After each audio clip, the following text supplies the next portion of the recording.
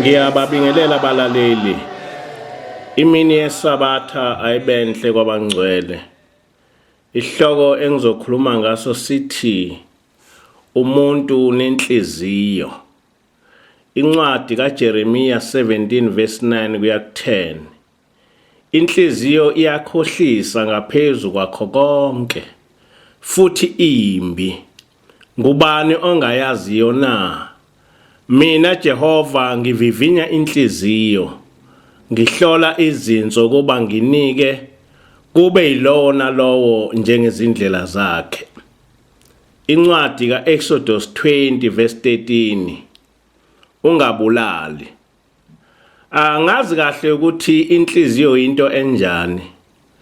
Ngokwesayensi inhliziyo isitho somzimba sokuphampa igazi esingahlangene nokucabanga. Kodwa ngokwazi kwethu nangokwasezulwini inhliziyo iyacabanga, ibe yinhle noma ibe yimbi. uShembe wabe evamile ukukhuluma ngenhliziyo, ekwazi ukuyihlaziya ngendlela eyisimangaliso. Ubaba ilanga esihlabelelweni samaNazaretha sika 221 wahlabelela wathi, ngiyalizwa Nkosi izwi lakho enhliziyweni lingibiza. Mangiphiwe nguwe mkhululi inhliziyo ethandayo. Umoya wami uyavuma, nawe inhliziyo yami ungenqabi. Ngiyathanda ukuphelela kulowo muzi oyingcwele. Umbuzo uthi, uma umoya uvuma kodwa inhliziyo yenqaba, kusuke kwenzekani lapho? Uma umuntu ezwa izwi limbiza enhliziyweni kodwa inhliziyo ingathandi, kusuke kumi kanjani? Noma lesi simo singeke sichazeke kahle, kodwa akusobala ukuthi inhliziyo inye ihlukene izigaba ezimbili. Kukhona evumayo nephikayo. Ithi enye ungakwenzi okubi, ithi enye kwenze. Inhliziyo isigcina mazwi noma irekhoda ehlala ngaphakathi kumuntu kusukela ekuzalweni kwakhe kuze kufike lapho isidumbu sehlukana nomphefumulo. Ifana nalento ebasebhanoyini okuthiwa i-black box. Ngokwasezulwini inhliziyo ivumbulula konke obuyikho lapha emhlabeni, okwaziwayo nokungaziwa ngabantu. Ngelinye ilanga ingilosi sifundisa ngenhliziyo ithi, nina nehlulela umuntu ngento oyenze ngezandla zakhe, noyikhulume ngomlomo wakhe. Kodwa ezulwini umuntu wehlulelwa ngento oyikhulume ngenhliziyo, nayenze ngenhliziyo. Esikhathini eziningi nina umuntu nimlahla ngecala, kodwa atholakale ukuthi ezulwini akanacala. Kwesinye isikhathi nimkhiphe phambili ecaleni, kodwa ezulwini kutholakala ukuthi unecala. Lokhu kwenziwa ukuthi nina nibuka into umuntu oyikhulume ngomlomo wakhe, noyenze ngezandla zakhe. Kanti ezulwini kulalelwa into umuntu oyikhulume ngenhliziyo, nesenzo asenze ngenhliziyo. Ngoba inhliziyo isuke igcine konke nina basemhlabeni eningakuzwa neningakuboni. KuMathewu 5 verse 27 kuya 28 uJesu wathi, nizwile kwathiwa ungaphingi. Kepha mina ngithi kini, yilowo nalowo obuka owesifazane amkhanuke, useyiphingile naye enhliziyweni yakhe. Lapha uJesu wacacisa kahle ukuthi uma ucabanga isono, usuke ususenzile leso sono. Uma ufisa umfazi womuntu, lowo mcabango wakho ungukuphinga, ngisho ungazange waphinga. Ngoba inhliziyo isuke ikhulume konke okucabangayo. Uma ufisela umuntu kufa, usuke usumbulele, usuzakhele isono sokubulala. Ithi-ke ingilosi, uma umuntu ebulala umuntu noma enza siphi nje isono, inhliziyo esuke iqale ukwenza leso sono. Noma esesenza inhliziyo iyazincoma noma izisole ijabule noma ibalise. Noma eseqedile ukusenza isono, inhliziyo iyakhuluma. Yonke lento nina nisuke ningayiboni, ningayazi, kodwa ezulwini iyabonakala ngoba isuke ikhuluma, kuzwakala ukuthi thini. Ngisho ngathi umuntu umbulale ngephutha, kodwa inhliziyo iyakuphikisa, ichaze ukusuka nokuhlala ukuthi kusuke kanjani ukuthi uze ubulale. Ngisho usazoya kuye umuntu, inhliziyo iyakubika konke okushilo ngaphambi kokuthi ufike kumuntu. Noma usumbulala iyasho ukuthi uthe umbulala wathini. Kanjalo futhi inhliziyo izosho nezinto ozishilo usumbulele. Ithi-ke ingilosi icala lomuntu ezulwini alidingi ofakazi. Ufakazi kuba inhliziyo yakho, uboshwa yiyo futhi ukhululwe yiyo. Ngo-2008 ingilosi yake yasivezela lento engikhuluma ngayo, ukuthi yonke into esiyicabangayo iyaziwa ezulwini. Ngaphuma ekuseni ngaya emsebenzini, kukhona into engiphathe kabi endlini, kodwa engazange ngayikhuluma nakancane. Kwathi mase ngisendleleni ngishayela, yabuya yonke lento, ngafikelwa imicabango engemihle. Ngaze ngayofika emsebenzini lemicabango ingibusa, ngakha ngibhidliza, umoya wami ungekho nezwe esimeni esihle. Uma ngibuya emsebenzini, umkhokheli wabe eseza kimi engixoxela isimangaliso, uthi kade kukhona uhlaleleni, ufike wathi angikhangeze, wabe sethinta isandla sami. Ngaso leso sikhathi isandla siphenduke saba inhliziyo. Uthi-ke umkhokheli ngethukile kakhulu, ngakhala ngabaleka, kodwa uhlaleleni wangihleka, wathi usibalekela kanjani isandla sakho sikuwe.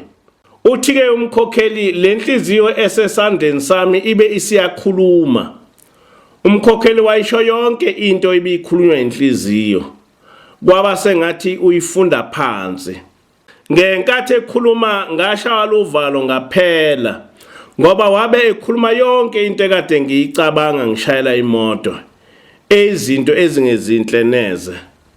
Egcineni uthi umkhokheli uhlaleleni ungibuzile ukuthi ngabe lenhliziyo ngekabani, kodwa angizange ngayazi. Wayesethi uma ufika nawe ngikutshele, ke sibonisane ukuthi ngabe lenhliziyo ngekabani.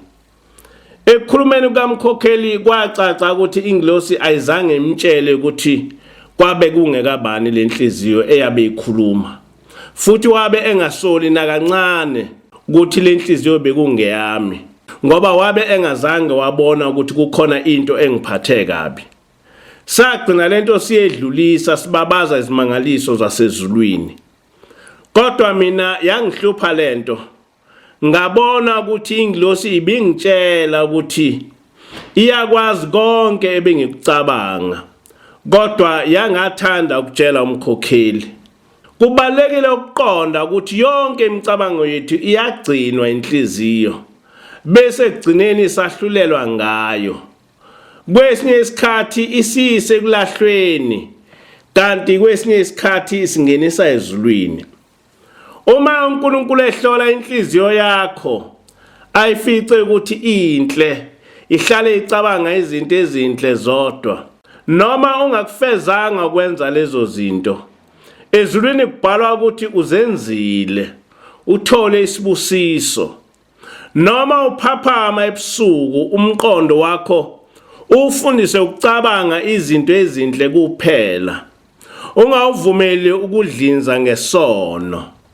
Uma njalo inhliziyo yakho itholakala imumethe izinto ezimbi, noma ungazenzanga lezo zinto, uNkulunkulu uyakuflathela, akubeke icala ngemicabango yakho emibi.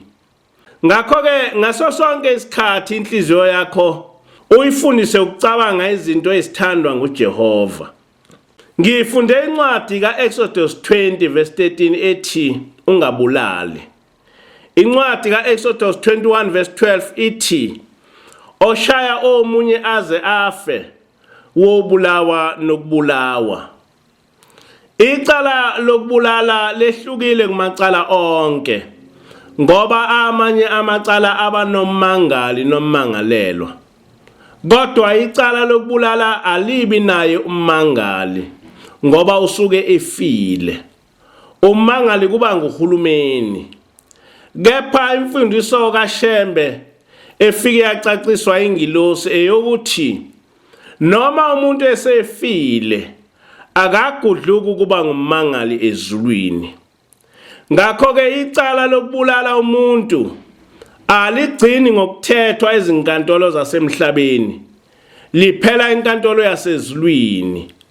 Lokhu kusho ukuthi ngisho icala lingathethwa umuntu limlahle aboshwe noma aliwine noma aphume ngoshwele, kodwa ezulwini icala lokubulala umuntu alipheli ummangalelwa engakami phambi kukamehluleli wasezulwini, alithethe nommangali osuke esengumufi.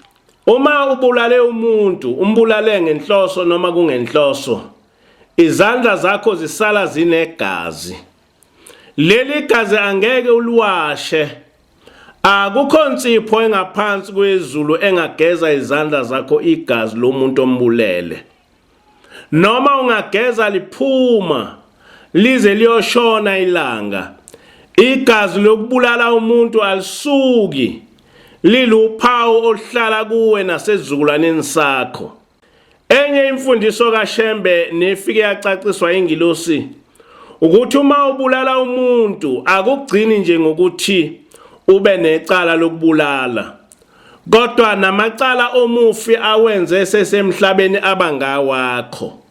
Ithi-ke ingilosi lokhu kungenxa yokuthi uma lo muntu ubungambulalanga ubesazophila isikhathi eside, mhlawumbe ubesazohamba hambe akholwe bese zonke izono zakhe zithethelelwa. Ngokumbulala umephuca lonke ithuba lokuba aphenduke. Yikho kwenza izono zakhe zibalelwe kuwe. Leli gazi elisezandleni zakho lehlela ngisho enzalweni yakho, ngoba ezandleni zakho kunegazi lomuntu olilayo othi wangishisa izingane zami, wangishisa umkami. Lesi sililo asinqamuki futhi sohlala silithunze limnyama kuwe nasenzalweni yakho. Umuzi wakho angeke ube nesibusiso, uyohlale unesiqalekiso. Isiqalekiso ke siletha lonke usizi, siletha ukufa, silethe ukuhlupheka okunhlobonhlobo kuwe nasemndenini wakho. Ngoba njalo kunesililo esivela ethuneni esithi wangishisa umndeni wami, nawe uNkulunkulu akakwembese ngengubo isililo, achithe umuzi wakho ungahlali umuntu. Nakuwe kolokhu kuma isiqalekiso esithi malihlangulwe igama lakho nelomndeni wakho encwadini yokuphila. KuJohn 5:25 uJesu uthi, ngiqinisile ngithi kini isikhathi siyeza sesikhona namanje lapho abafileyo beyakulizwa izwi lendodana kaNkulunkulu, abezwayo bayokuphila.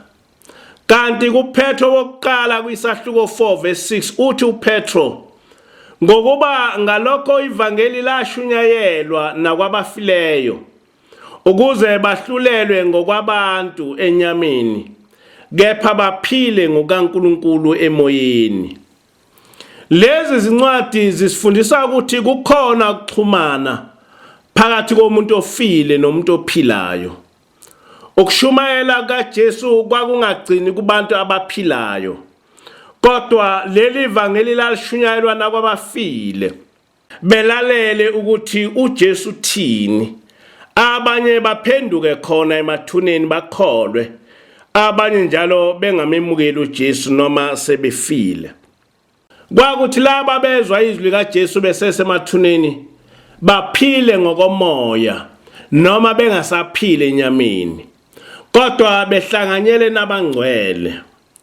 Uthi-ke uPetro laba abashunyayezwa sebafa bahlulelwa njengabantu abaphilayo, kodwa baphile ngokaNkulunkulu emoyeni. Kule ntshumayelo siveza inkinga yomuntu ophilayo okumele athethe icala nomuntu osewafa phambi kukamehluleli wasezulwini. Umbuzo uthi kungenzeka yini ukuthi umuntu esaphila ethethe icala nomuntu osewafa, linqunywe esaphila khona lapha emhlabeni? Imfundiso kaShembe nefike yacaciswa ingilosi ngethi uma ubulele umuntu ngenhloso noma kungenhloso, intethelelo uyithola kulowo muntu owambulala. Leli cala lakho lithethwa umehluleli wasezulwini okunguShembe ongumoya ongcwele, njengokusho kaJesu kuJohn 16:8 ukuthi ekufikeni kukamoya ongcwele uyaqondisa izwe ngesono, ngokulunga nangokwahlulela.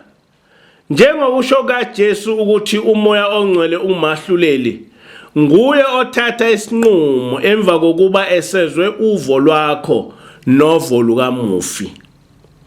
Okokuqala kumele uye kumfundisi noma umholi wakho omele uShembe ongumoya oyingcwele, uyovuma isono sokubulala, wenze iconfession. Lokhu ukwenza ngomnikelo. Okwesibili ucela ukuthi uShembe ongumoya ongcwele akucelele intethelelo kulowo muntu owambulala, njengoba wena ungazi ukuthi umuntu ofile ukuphi. Umoya ongcwele uzoya kulowo muntu eyokucelela kuye intethelelo ngoba wona uyazi ukuthi ukuphi lowo muntu osewafa. Okwesithathu kumele lo muntu umnikelele uvala amanxeba, ngoba uma umuntu efa ngokugwazwa noma ngokudutshulwa, ngisho ngokuthakathwa, lelo nxeba ofe nalo noma ukufa ofe ngakho akusuki kuye. Nguwena-ke omele uvale lawo manxeba ngomnikelo ngoba avulwe nguwe. Okwesine kumele lo muntu umcelele intethelelo kuzo zonke izono zakhe, ngoba yena akasakwazi ukuphenduka azicelele intethelelo ngoba useyifile futhi ubulawe nguwe.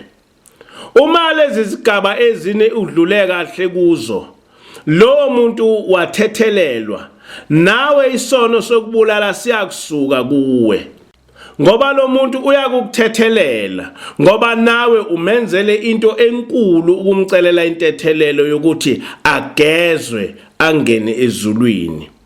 Ayikho into enkulu ongayenzela umuntu osewafa edlula ukumngenisa ezulwini. Lena imfundiso esayifundiswa nguShembe yabuye yafike yagcizelelwa ingilosi uHlaleleni. Le ndlela yokwehlulela iyefana nale echazwa nguPetro yokuthi bahlulelwa ngendlela yabantu enyameni, kepha baphile ngokukaNkulunkulu emoyeni. Kuwo lo nyaka ngithole ucingo luvela kumuntu oboshelwe ukubulala. Uthi lo muntu emva kokubulala umuntu waboshwa, kwathi eseboshiwe wabe esehlaselwa umufi khona ejele. Uthi-ke lo muntu wabe engakutholi ukulala, waze wagula kakhulu, waphuma ubomvu ngezindlebe namakhala. Kwase kufika isihlobo sakhe ejele esingumNazaretha, wasixoxela lolu sizi abhekene nalo lokuhlaselwa ngumufi. Lo mNazaretha wabesethi kulo muntu akathintane nomndeni wakhe, bese beya kumshumayeli owambiza ngegama, bamnike umnikelo ewusekuShembe eyocela intethelelo kulo muntu ngendlela ecishe ifane nale esengiyichazile. Lesi bekuyisikhathi sikaShembe ubaba uThingo. Uthi lo muntu noma umshumayeli engabuyanga emndenini ukuzosho ukuthi kubikiwe yini kuShembe, kodwa kwathi ngobunye ubusuku wabona kungena uShembe ejele ehamba nomufi. Uma efika uShembe wabe esephushela umufi kulendlu lo muntu wabelele kuyo. Wabe sethi abakhulume baxazulule izinkinga zokuxabana kwabo. Uthi-ke lo muntu bahlala phansi nomufi waxolisa kukho konke okwenzeka, emtshela ukuthi akambulalanga ngabomu. Umufi wamxolela bajabulelana waze waphaphama bebambene. Kusukela ngalolo suku lo mufi akabuyanga wazolwa nalomuntu futhi nokugula kwanqamuka ngaso leso sikhathi. Lesi sigameko senzeka kulomuntu siwubufakazi bemfundiso kaShembe ukuthi umuntu uyakwazi ukucela uxolo kumuntu osewafa axolelwe uma yonke into yenzeke ngendlela. Kodwa okubalekile ukuthi lolu xolo ulicela ngempela yini? Uyazisola yini? Uyabona yini ukuthi isenzo sakho sasisibi? Umuntu olandela lenqubo esengikhulume ngayo umuntu osephendukile waba yilunga lebandla lamaNazaretha. Njengoba sengishilo, thina ungasikhohlisa, kodwa uNkulunkulu angeke umkhohlise, ngoba konke kuzoshiwo inhliziyo yakho. Uma wake wabulala umuntu, ubokwazi ukuthi lelo cala aliphelile ezulwini. Usazolithwala noma nini, noma kanjani. Uhlalele lusizi. Kukhona isikhathi lapho uyokhala uze ugedla amazinyo. Uyeza umhla wokuphela, uyokuma phambi kwakho noma ungathanda. Inkosi ibusise lokho enikuzwileyo.